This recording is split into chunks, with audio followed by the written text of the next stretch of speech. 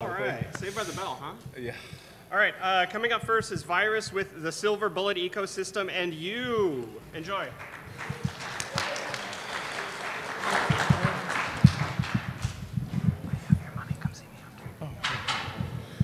Hello. Wow, this is like, all right, I guess I'm gonna lean down or something. Oh, they never make these things tall enough for tall people.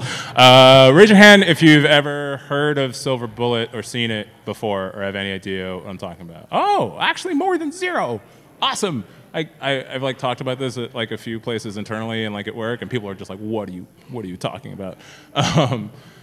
So I mean, I hesitate to call Silver Bullet malware. It's not really malware. Basically, so like people who do nefarious things on the internet usually fit into like two categories, right? Like you have like the traditional threat actor who is probably basically someone who wants to compromise your system, like actually get into the thing and like control the computing elements. And then you have who I've taken to calling like fraud or abuse actors, who are people who don't actually care about your infrastructure. They just want to use it to do whatever the thing is, and the thing might be stealing money or moving money, or maybe you're on a video streamer online and they just want to watch videos for free, or like they just want to abuse your service. They don't actually care about like popping a shell, right? Okay, turns out there's way more of those people, like way more. And the like greater complexity that we get in computing, like we get more of like the bar shifts in that direction kind of every year. So like this constant focusing on like, oh god, Jason Bourne is gonna like use crazy ODE and like pop my machine, like kind of not relevant like to most shops compared to like basic stuff. Anyway, so this tool's for those people. Okay, so what the oh, come on, how do I computer? There we go. Who am I? I normally never include these slides because it doesn't matter who I am, it just matters what I say. But work decided that I am, that they're gonna own me. They're gonna claim me for this one. So I work at Stripe. I've been there about 5 years. The team I joined used to be called Threat Ops, which stood for Threat Operations, and we were kind of like the security janitors. And I got hired with a group of other people to basically transform that team into all things threat. So that team has now become a family of teams, and we do everything from cyber threat intelligence to fraud threat intelligence to threat detection to incident response. Every once in a while, we kind of sort of do some adversary engagement. Like we do, like we're like the pen testy kind of part of the company. Like all the scary stuff is us. This research kind of came out of a project that I started with somebody who's no longer at the company named Russ Nolan. So I just want to kind of wave to Russ if he watches this recording and say, hey man, still with me. Okay. So what is Silver Bullet? Silver Bullet is a mutation, like a third iteration mutation of an open source tool that is still out there right now. You can like go to GitHub and Google it pretty easily, called OpenBullet. OpenBullet. You'll only find OpenBullet 2 out there because there is an OpenBullet 1, but OpenBullet 1 was just a more crappily coded version of the same thing. Has anybody, to all of you in the room, how many of you have ever used like Burp before? Okay, most of you, awesome. Have you ever used something called Postman? Even more of you, perfect. Okay, so OpenBullet is kind of like Postman, except you, instead of like, in Postman, right, you construct these like HTTP, it's designed for like API interaction, right? So you get this platform, you can point and click some buttons, you can add some code, and you say, okay, I want to like test these HTTP requests, like back and forth, right? It's usually designed for people who write APIs, right, and let you test them kind of at scale. So OpenBullet is like that, but instead of having the UI where you have knobs and levers, you just have scripts that you execute, right? It's like only the script part, which is useful in development, but the ecosystem of people that tends to use it are usually criminals, right? So it's kind of like just the evil part. But anyway, it's an open source project. I don't want to trash talk somebody else's open source project too bad, but that's how it started, right? And then from OpenBullet, someone, through a few monikers, depending on how, who you believe and how you trace the lore, made a version, a closed-sourced version of OpenBullet, which is written in .NET, or it's on my speaker notes, I forgot to say that, called BlackBullet. And BlackBullet was like the predecessor of SilverBullet. It was a completely closed-source ecosystem. It was basically just an exe that you ran. I think it only ran on Windows. I don't remember if they ever made a Linux version, but it was just this closed, this closed ecosystem. And it was like OpenBullet explicitly designed for crime, right? It came preloaded, depending on which version you got, with a bunch of abuse scripts, and you would put IPs and or credentials or domains into it, and you would point it at a thing like a gun and say, go. And that's what it would do, right? It would just try to do whatever button for crime you had clicked. So over time, it went away, mostly because it was not being maintained. There's lots of theories about why this happened. It's probably just because the developer made their money and moved on or something. But as most crime tools go, the heat was too bad and it evaporated into nothingness, and now we have SilverBullet. So what slide is this on? Okay, so SilverBullet slightly deviates from BlackBullet in one major way, which is that it is expressly modular. So the way this ends up playing out in criminal ecosystems and fraud ecosystems is you can go get SilverBullet. Some people charge for it, but most people will just give it to you for free. You can also find leaked copies or cracked copies on the internet, as with all things. They're all shady, but they're also all open source. They're designed for you to be able to compile it. So you can kind of audit it and sometimes find the backdoor and remove it and use it safely. The reason behind this is because SilverBullet isn't the bad thing. The scripts are the bad thing, right? And then what people do is they trade the scripts. And some of these scripts go for as expensive as $20, which is a lot for maybe 100 lines of lolly script, which is this stupid language that they made up that I'll show you later. Yes, it's actually called lolly script. You can go into VS Code and look for the lolly script and a parser comes up. It's embarrassing. But so the scripts have the how to do the abuse part, right? So the tool itself is inert, which is why that's the part that gets given away. It also has plugins, and we'll get to the difference a little bit later, but basically scripts use plugins to do stuff. Plugins are just prepackaged capability. All right, so I touched on this, right? Sooner or later, everything old is new again. Credit Stephen Hawking, or credit Stephen King. So if you ever use Burp or Postman or OWASP, this is basically the same thing. It's just scriptable, right? These are all different versions of the same technology. This isn't, don't, once you learn to read a SilverBullet script, read SilverBullet scripts and port them to your platform of choice. Please don't, try to install SilverBullet and run this, you're wasting your time. Don't do that. It's all the same garbage. All right, so plugins versus scripts. I said earlier that there's plugins and there's scripts. So plugins are usually compiled, right? They usually come in the form of DLLs. There are a few variants of SilverBullet out there that support other plugin types. Some of them, you can write plugins in LollyScript. Some of them also, I've seen native FFI hooks for Rust that are built into the C# relationship, so you can write Rust plugins and stuff like that. Sometimes I've seen a Lua one where you can actually put raw Lua script in the plugin interface and then it'll compile it. But a plugin is basically a prepackaged capability. So it'll be a CAPTCHA bypass, or it does OCR for you, or there's numerous ChatGPT ones, right? Or some version of what it's doing in and of itself probably isn't that bad, but it's a how-to, right? It's a library that you can use in your script. Scripts are the bad part, right? The platform abuse, the actual nefarious thing that the launcher is trying to do, and they're all written in LollyScript.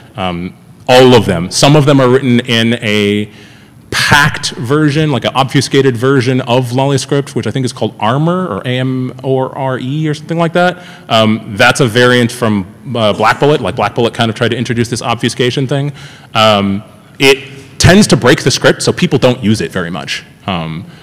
This is actually really important for the end of the talk, because that means that 99% of all the scripts out there in the world that people are using are not obfuscated or encrypted. Even the obfuscated ones are pretty easy to like kind of work around. Like it's not that hard to kind of look at and figure out how it works. But like the vast majority of them are traded in plain text. This is important for later. All right. So yeah, where can you find Silver Bullet and its scripts? The usual places. You go to shady Telegram channels. You can type the right words into GitHub and find it. And at Anim. So if you look down here in this picture, these are some of the encrypted like packs. But if you look at these, a lot of times they're like actually not packed. They just say that they are because the file suffix is supported, or like they'll be packed, but they'll only be packed at the top, and then there's some like generic like also call the plaintext version down here, or there's a bunch of comments that'll point to the plaintext version. Like the pack stuff tends to not get used that much, but yeah, not rocket science to find. This is the official. If you actually go to like any Telegram search engine and you type in like Silver Bullet official, like there's only one channel that comes up. They tend to kill clones pretty fast, the people that run it, mostly because they're making money off this. They don't want to get ripped off. It's like a thing. They're trying to fight scammers just like legit businesses are trying to fight scammers. It's a whole thing. All right, so I just told you that there's this like crazy,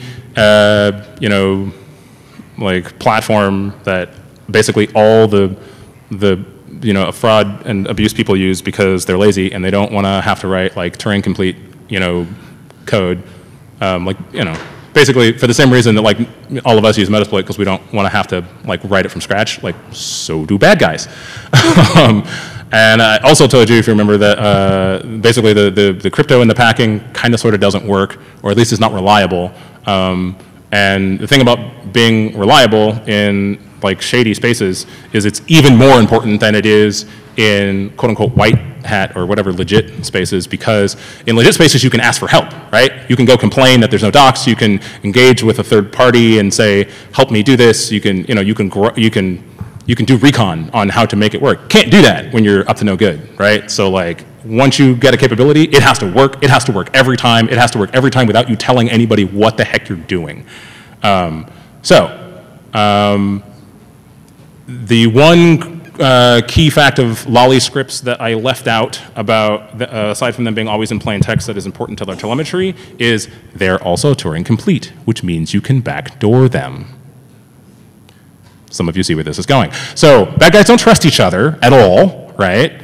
And they do very much backdoor all of their, scripts that they're selling for like $1, $2, $20, right? And they're trading them. Well, so if you're a bad guy and you spend money on a script, so you absolutely want it to work, how are you going to make sure it's not backdoored? Well, you could read it manually, you might miss it, and now you're mixing your crime with someone else's crime, and that's a real good way to go to jail or worse, right? You could scan it with like AV or something. That's very expensive. You've got to maintain infrastructure. You have to build these scanners. Like, this gets complex real bad. So, what do you do? You send it to VirusTotal. Because that's free, right? Well, you're now sending a plain text thing that always looks the same way to VirusTotal. Hint, right? All right, so if you type this string into VirusTotal every day, and I do mean every day, you will get a never-ending stream of Silver Bullet scripts that have come out like the day before, because it is all paranoid bad guys who are posting them willingly, trying to make sure that they are not getting owned by the thing they just bought.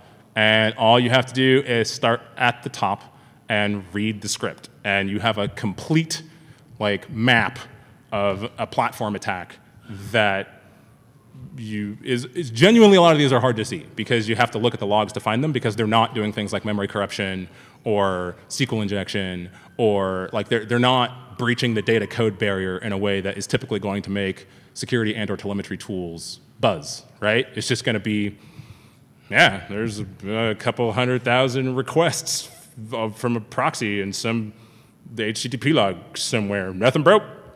Well, I don't care, right? well, it's actually somebody doing like credential stuffing or something like that, totally ripping you off.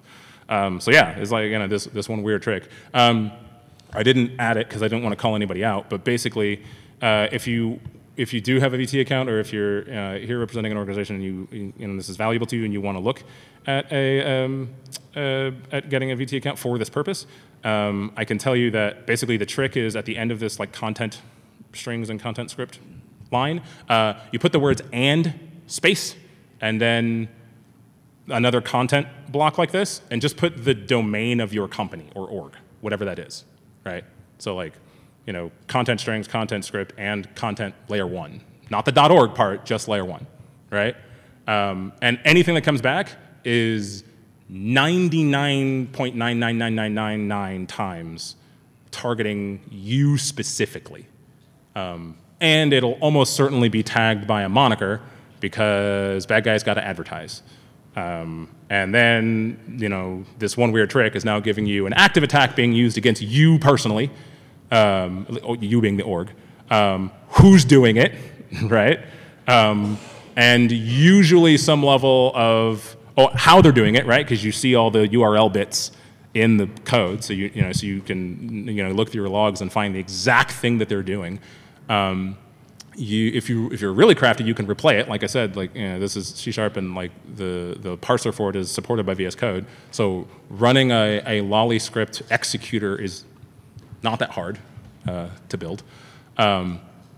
And you get all kinds of like extra threat intelligence sprinkles on the end of it, because the way these files are made, there's lots of meta stuff in there. So you'll get like Telegram channels and people and the groups and stuff like that. Yeah. I'm available to answer questions. The reason we're doing questions early is because I do have a number of sample scripts with me that I can show the group. But unfortunately, I have to ask our cameraman before I do that to turn the camera off, because by definition, there is no such thing as one of these scripts that isn't actively being used in the wild to do crime. And I don't want to get sued. And as you will see very quickly, most of the names that are in all of these scripts are big. Big companies. There's little ones too, but like the big ones are the ones that scare me. And I don't want work to be mad, and I don't want companies to be mad at me. So I will do some questions and then show some scripts. Who's got questions?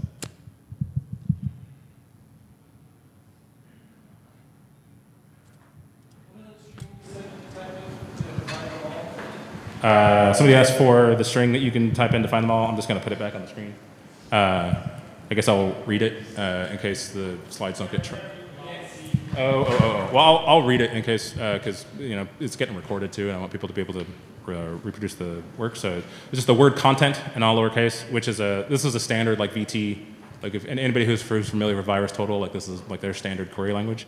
But it's two content strings. So the first content string is in all caps the word settings surrounded by square brackets. And then the second content string is the word script, also in all caps, also in square brackets. So basically every lolly script, the format has two sections. There's a settings section and a script section. There are other variations of that, but they always have those two things, and it turns out that like basically a lot of other stuff doesn't.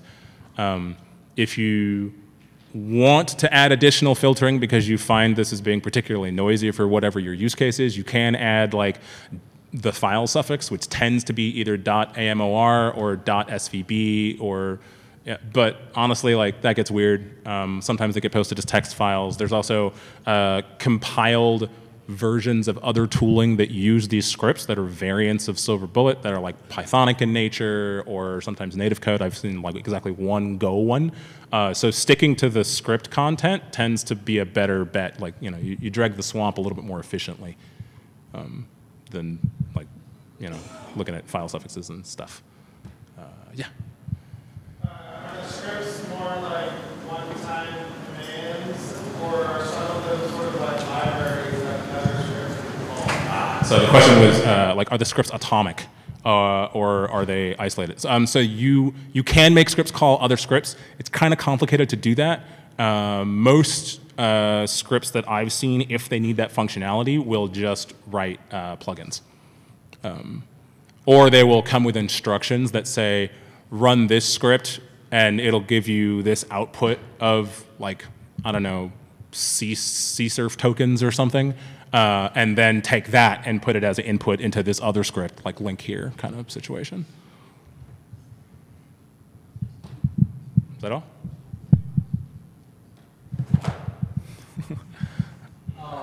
Like as far as usage, compared to other programs,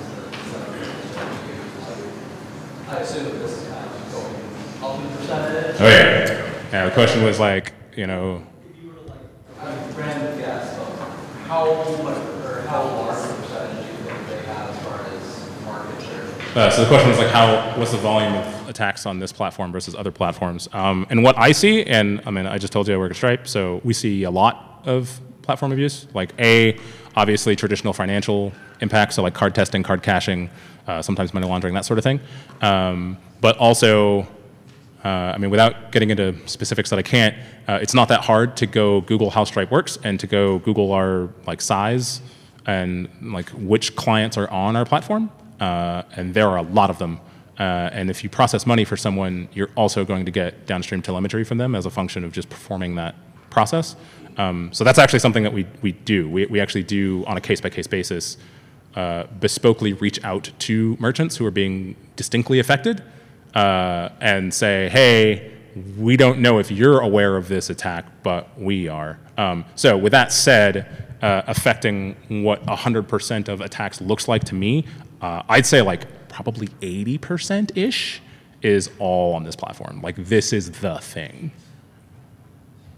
Which is why it's so funny, right? Because it's like, of all the crazy advanced tradecraft that we've all been researching for years, like, nope, .NET and some script, baby.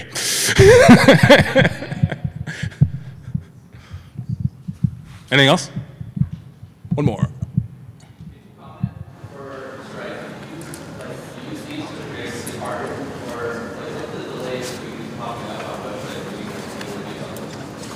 Let me make sure I understand the question. So the question is like, from use case to script location, or from script identification, like how fast, like how fast does a script show up on VT, for example, before we can confirm it's being used in attacks?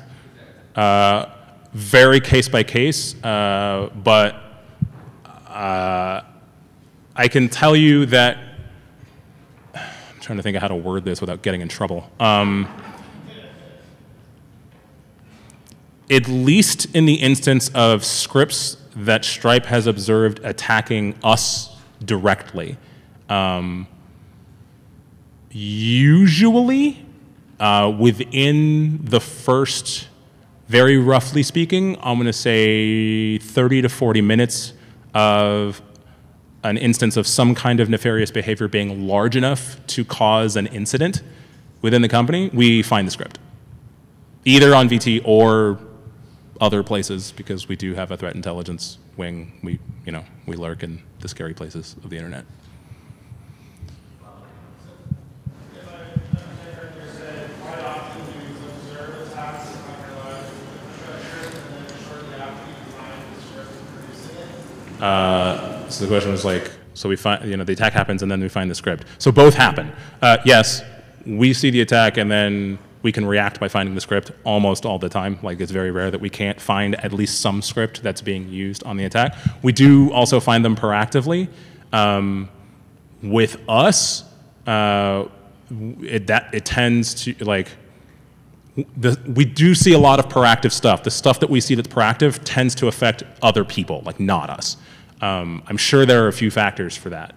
Probably the nature of the way that one would attack a company like ours versus another company yields a little bit different of a social ecosystem among nefarious actors when it comes to trading, when to trade, how to trade, what to trade. I'm sure that impacts it. I know I'm being a little bit nebulous, but like I can't get super specific. But I would say both. I guess if I were to be even more macroscopic, I would say orgs that have platforms that are concerned about platform abuse versus specific attack like credential stuffing or trying to breach, steal people's account, like attacking your users as opposed to attacking like customers at scale. it's more practical to be reactive on the customer side. It's very practical to be proactive on the user attack side. Like those tend to get traded very frequently before they're getting used. The business stuff is like, no, if I have this awesome script, I want to use it first, and then after I've kind of got a good ecosystem, then I'll make a little bit of money extra by selling my script to my friends so that they can, like, you know, it ain't no fun if the homies can't have them, that kind of situation.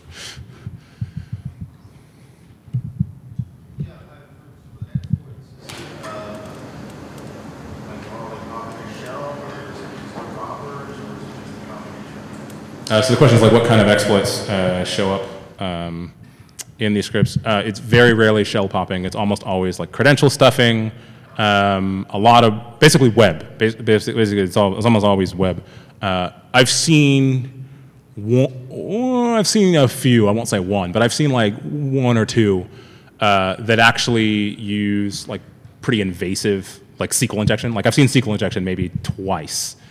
And one of those SQL injections was actually leveraging XP command shell, which is actually one of the only times I've ever seen a like pen tester, like an actual quote unquote bad guy, use XP command shell to drop a secondary payload. But that's pretty rare. It's usually like this stuff is like usually the kinds of, for whatever reason, the people who or entities who are motivated to do those kinds of attacks are going to build more bespoke tooling to deploy those kinds of attacks. This stuff tends to be OWASP kind of stuff. Anything else? All right, on to the scripts, and I will ask my video man to kill the feed.